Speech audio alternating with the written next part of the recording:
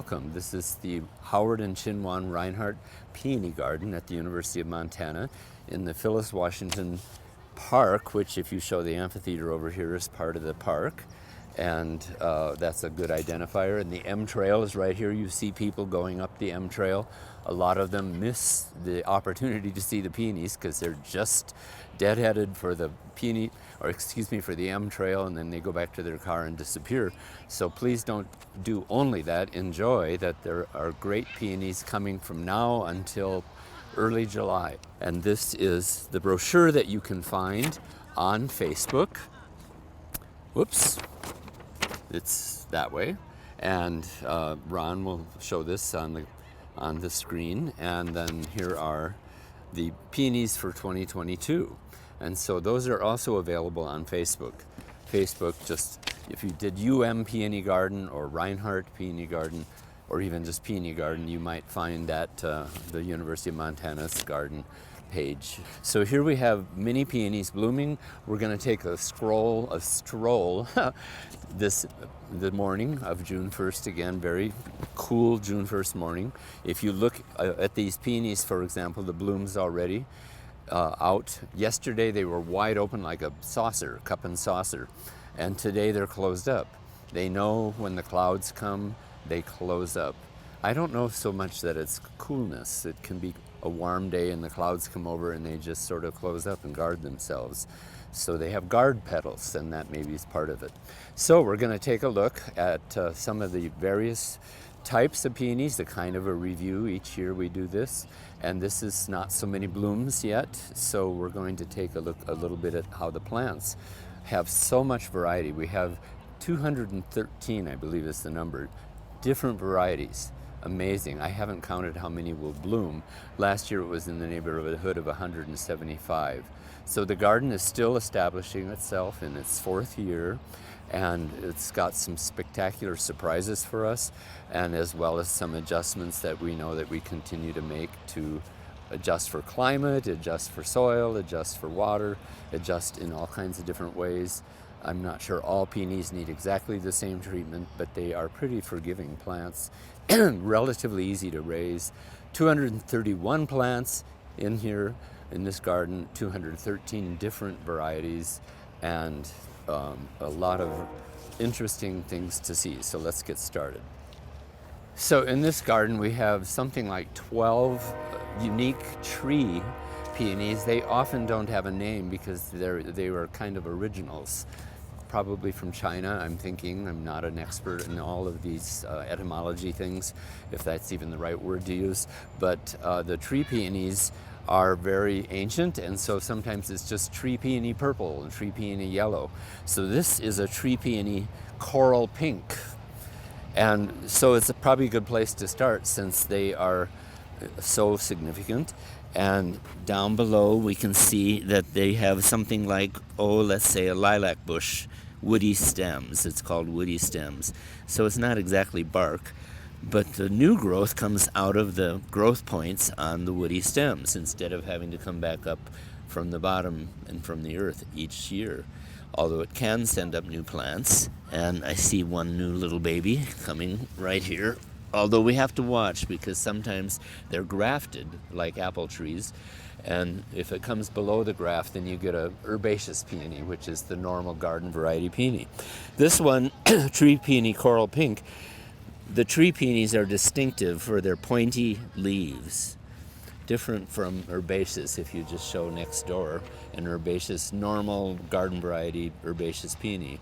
But here we have the tree, and those pointy leaves, they vary from tree to tree, or bush to bush maybe is a better word, and then the buds, which will be out in a week or two, and for a good few days, maybe a week or longer, they'll bloom in varying times, and they have little pointiness. That's a characteristic of the tree.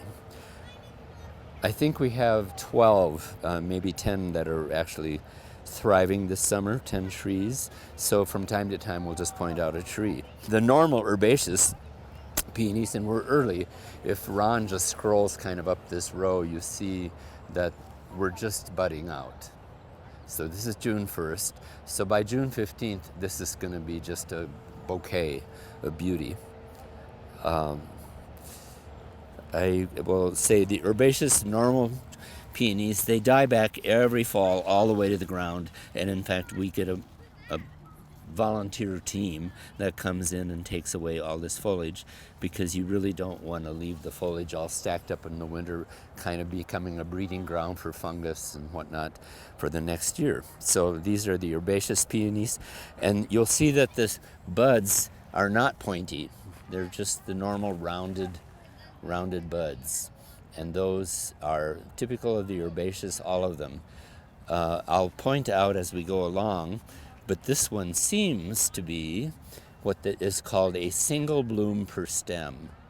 That's the result of hybridization.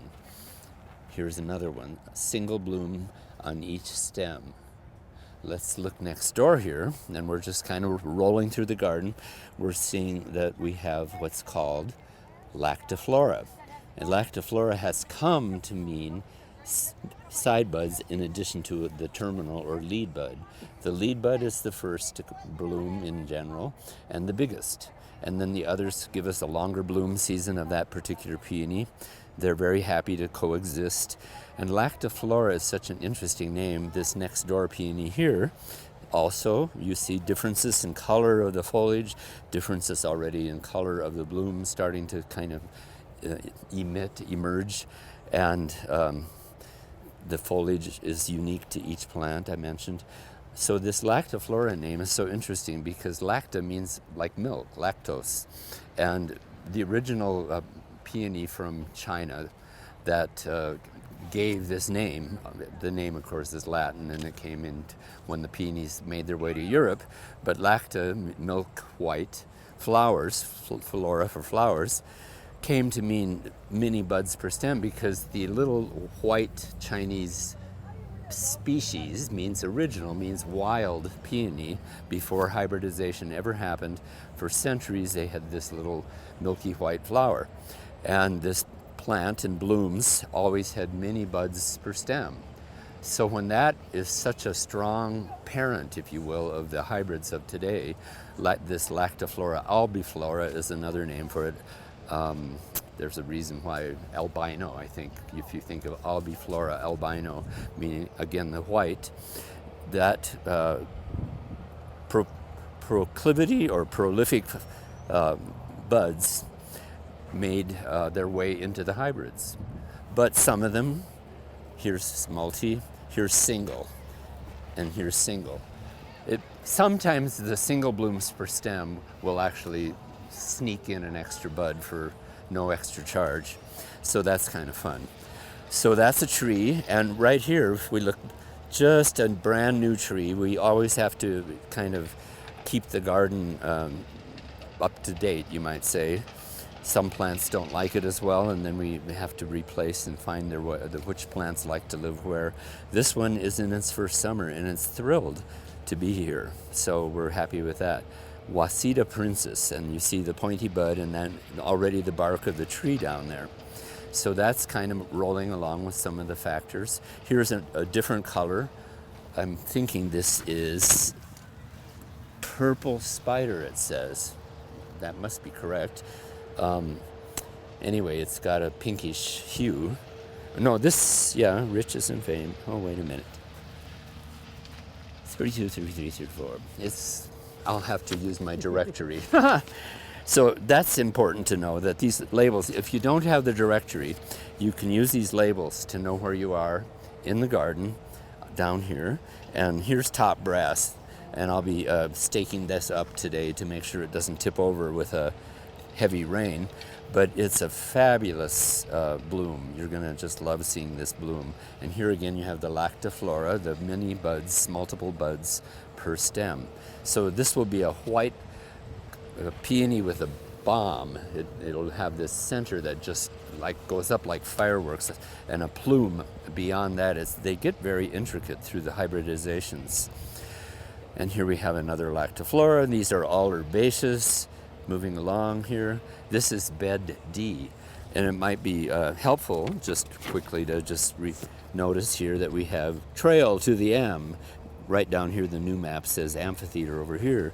And here's bed A and bed B and bed C, and we're over here in bed D right now. We're just in this long, flowing bed that's just looking the best it's looked in the 4 years now. So another herbaceous, and we're moving in the direction. Oh, here's going to be a great tree. This is tree peony white. You see, it's not named after Betty White. It's just white flowers. And this has, of course, single bud per stem in the tree, and the growth comes out of the bark or the woody stem from wherever the woody stem left off last year. There's new growth coming from the end of that, and then also various nodes along the way. Okay, here is a new establishing itself, so it's kind of a young plant, Callie's Memory, Ito. You see Ito in parentheses there. Now we are into a new category.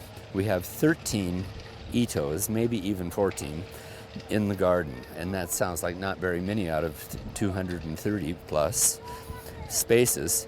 I hope I said 231 earlier. If I said 431, correct me. 231 plants total. And an Ito, this is a miracle plant, because this is the impossible hybridization of crossing a tree. Here's another tree you could point, and you see that pointy. Here's going to be tree peony purple. I see two big giant buds, and they are almost dinner plate, saucer-sized blooms. But it took thousands of failed tries to cross a tree with herb. And when they finally succeeded in 1948, Mr. Ito in Japan, he was so amazed that he got 7 little pots with sprouts after thousands of failed attempts, because it was not, no one thought it could be done. Everyone was trying, and he succeeded. So the Ito is the hybrid, and we'll see some Itos that will show their blooms in a bit. But this, the leaves are more similar to the pointiness of the tree than they are to the herb. So the quality of the herbaceous peony that is retained in the Ito is that the Ito dies completely back to the ground. The tree only dies back to the woody stem, and the herbaceous dies back to the ground.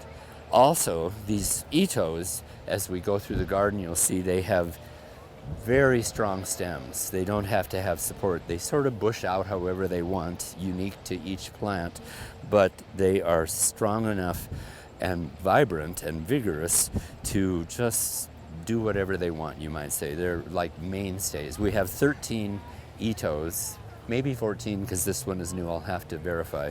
But it's not, well, for one thing, they are pricey because they are still kind of a rarity.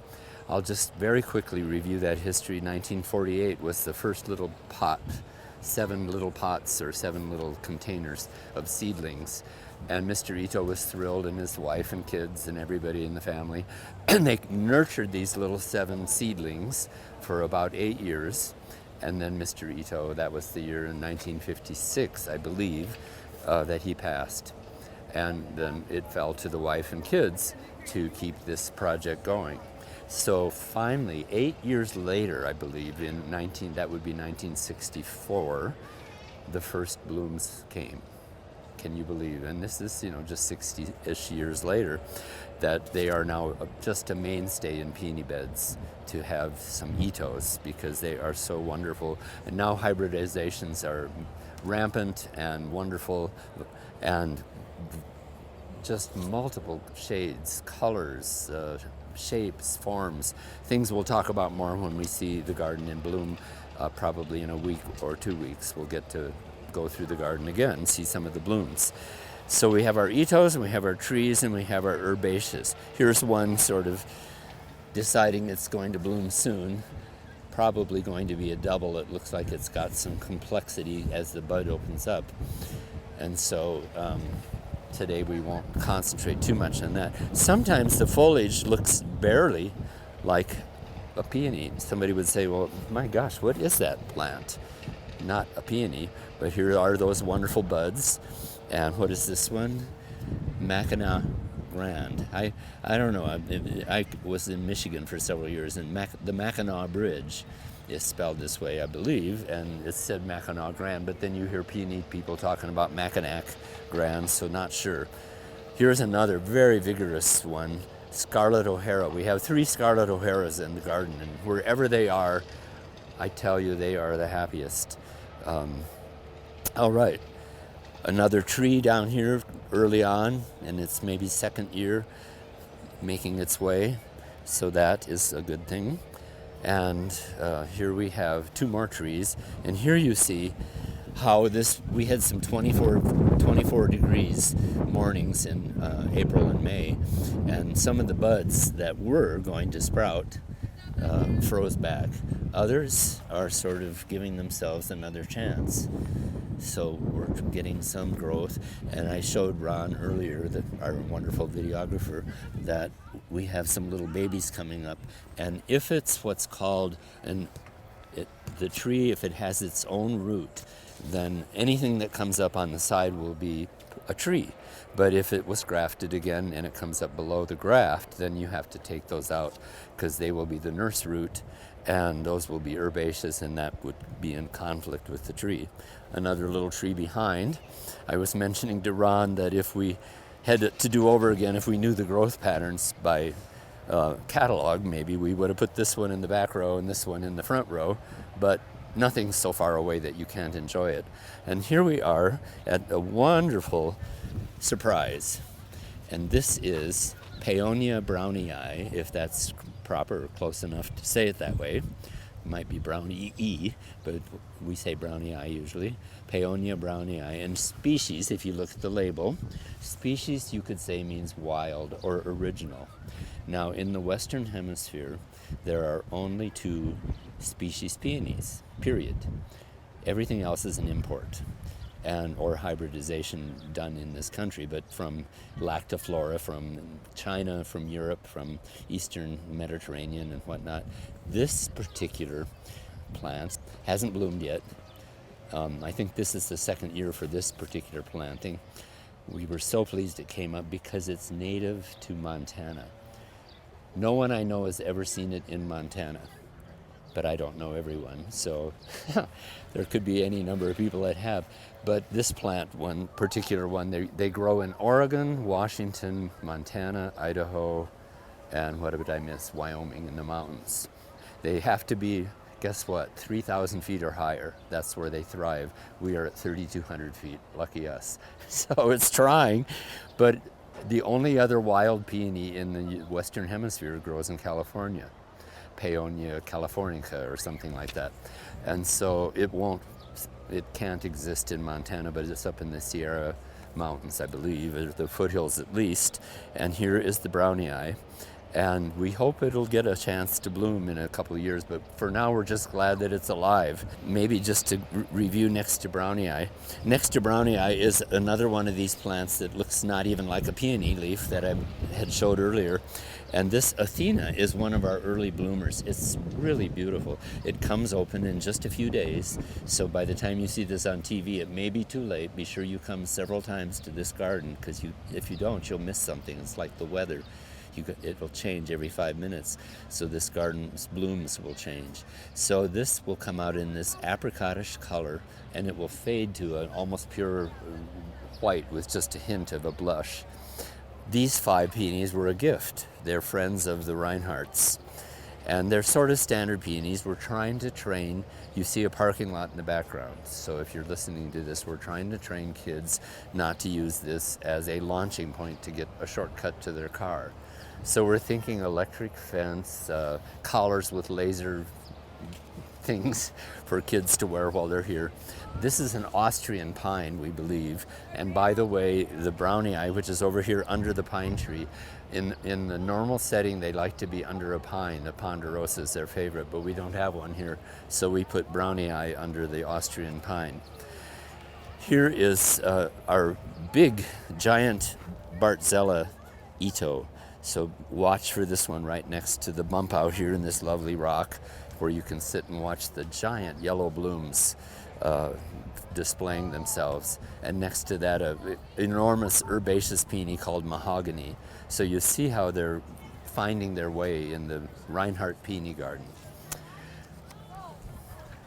We're into bed C here. We were in bed B, and this is bed C. And if you just kind of do a little panorama, we're trying to, the university helped us trim these junipers back a bit so they form a bit of a nice barrier so we don't see only cars from the peony garden, but can have a backdrop. And so that's nice. And then this bed C is nestled in here along the hedge, you might say, and the barrier or the borderline of the parking lot below. So let's see if there's something. Here's another Scarlet O'Hara. You see how it's just determined.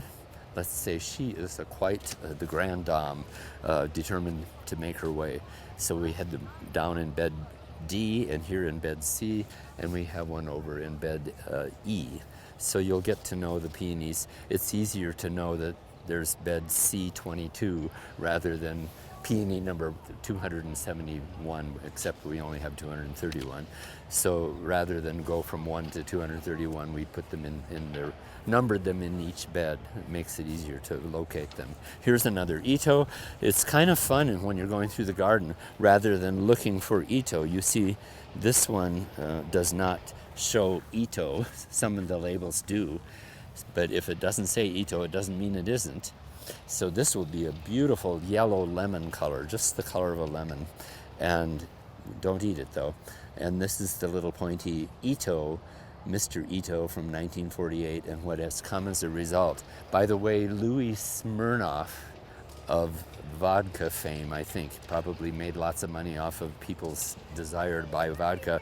And Louis Smirnoff made an agreement with Mrs. Ito, and he bought, in effect, bought the rights to propagate the Ito peonies and hybridize them.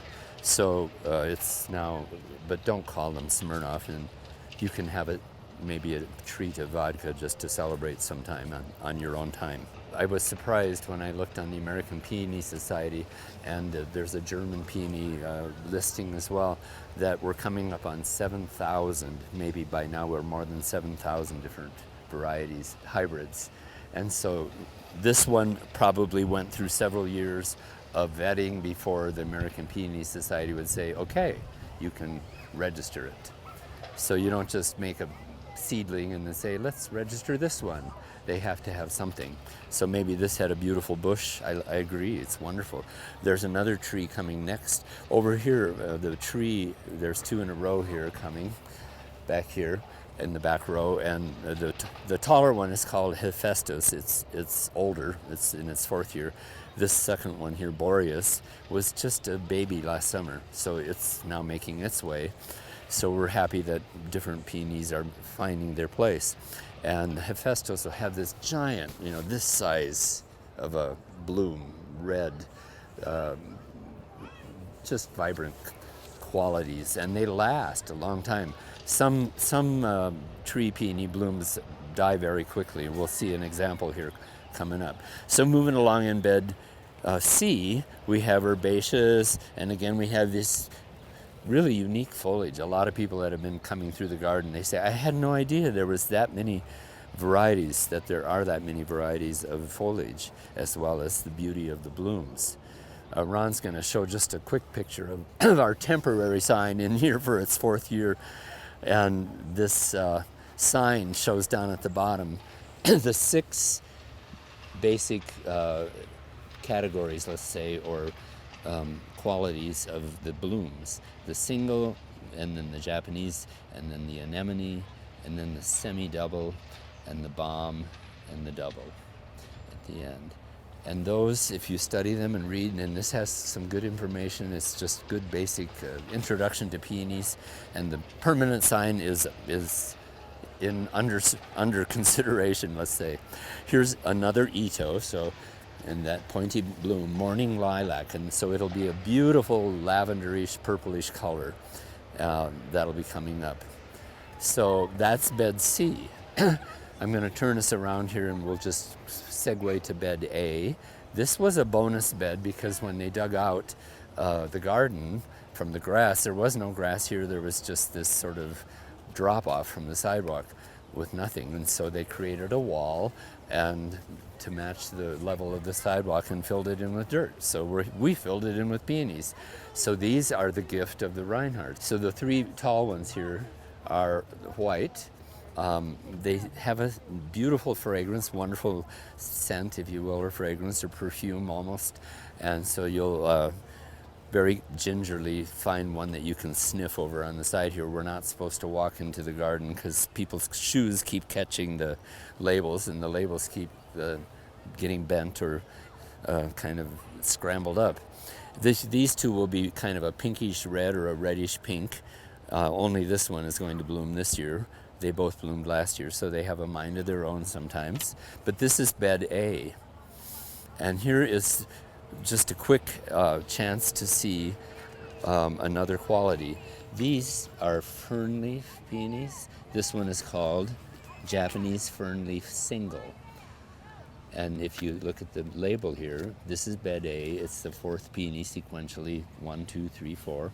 And it's considered to be a species peony. We can't prove it, but if it's species, it means it's original. It's not a hybrid. It's like thousands of years, whatever it's always been. And if a peony comes from the root, it's always true. If it comes from a seed, it's already something else, which is why there's maybe so many hybrids, because eventually they say, oh, this one is so fabulous, we had no idea. We have to give it a name, and so peonies are always making their way into this interesting one back there, very tiny, Königin Wilhelmina. It's been 3 years before she finally decided she would be happy. And so she wanted to go back to the Netherlands, we're sure. But this year she came up all by herself without any kind of extra watering or monitoring. And she seems to be establishing. So they kind of do their own thing, which is fine. But here's the fern leaf, like literally ferny. Now that brings us to this one, which is truly a species peony, and this is called a tenuifolia, and I think tenua means something like needle. I'll have to look that up. You guys there. Attenuated is thin. Yeah, thin. So thin leaf. There you go. Attenuated. So these are attenuated leaves, and this is a double. That's also a rarity because many of the species peonies, I would say most, if I'm correct, are single blooms. And you look back to the Japanese one here and you see this. If you go back to that label or the map or the garden sign, you see a single peony bloom has just guard petals and pollen, stamens, anthers, and the ovaries down in. And it can, I believe they can self-pollinate, but they can also have some bees that bring pollen from other plants. So that's why you have to use the roots, not the seedlings or the seeds, to create your next plant. Plus they happen faster. I don't know all the meanings of this, but here's the tenuifolia, the thin leaves, the little asparagus kind of leaves. And rubra, red, double, DBL, double, and species meaning wild. And this has this is a new plant from, so. Here's the place today. Yeah. Oh, I know. They are rare. Yeah. And they are hard to get. How big will this get eventually? We have one at home, in fact, and this year it's this tall and kind of making a mound.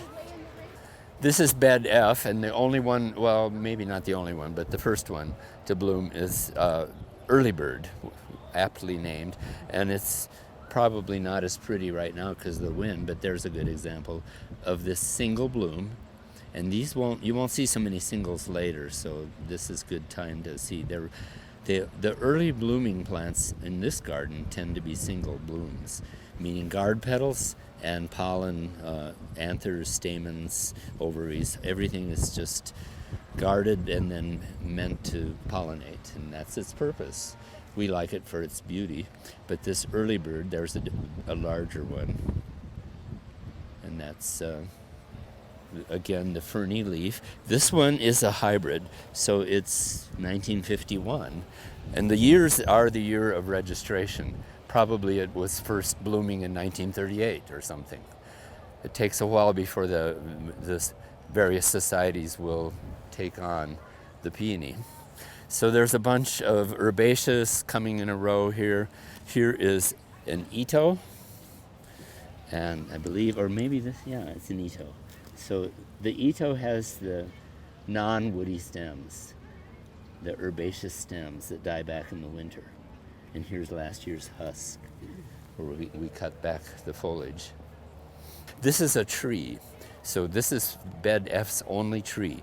Gauguin, the great artist, known for his multiple colors, beautiful French, if you will, choices of subtle colors. This is very subtly colored.